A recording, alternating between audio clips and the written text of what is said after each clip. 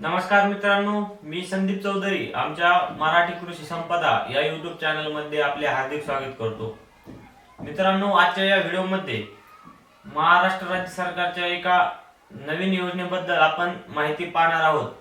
ती योजना म्हणजेच मोफत ई-रिक्षा वाटप योजना। तर महाराष्ट्र सरकारकडून सध्या मोफत ई-रिक्षा वाटप सुरू आहे, त्यासाठी ऑनलाईन अर्ज देखील सुरू आहेत। तर या योजनेचा फायदा कोणाकोणाला मिळणार आहे व या योजनेचा फायदा घेण्यासाठी अर्ज कसा करायचा व या योजनेसाठी कोण कोण पात्र ठरत आहेत या संपूर्ण माहिती आपण संपूर्ण माहिती आजच्या या व्हिडिओमध्ये पाहणार आहोत।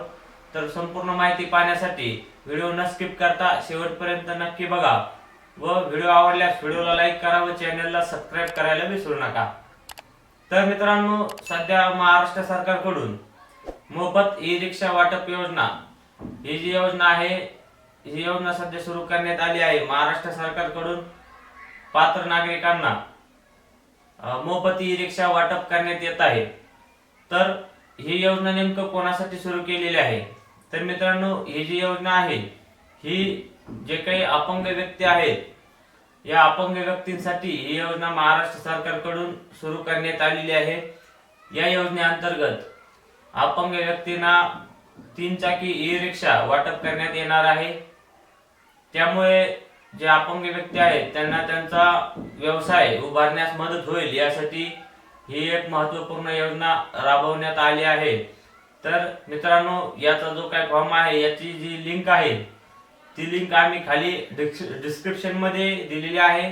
तुम्ही या लिंक वरती जाऊन देखील हा ऑनलाईन अर्ज भरू शकता।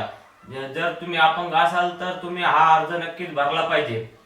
आतापर्यंत या योजनेच्या ऑनलाईन रजिस्ट्रेशन साठी 4 जानेवारी 2024 ही तारीख शेवटची होती, परंतु आज सकाळीच कळाल्याप्रमाणे आता या योजनेची अंतिम तारीख वाढवून 8 जानेवारी 2024 या 8 तारखेपर्यंत आपण या योजनेसाठी ऑनलाईन अर्ज करू शकतात। त्यामुळे जर तुम्ही अपंग असाल, जर या योजनेस पात्र असाल तर या योजनेसाठी तुम्ही लवकरात लवकर अर्ज केले पाहिजे। तर या योजनेसाठी अर्ज करण्यासाठी तुम्हाला कोणकोणते डॉक्युमेंट लागतात?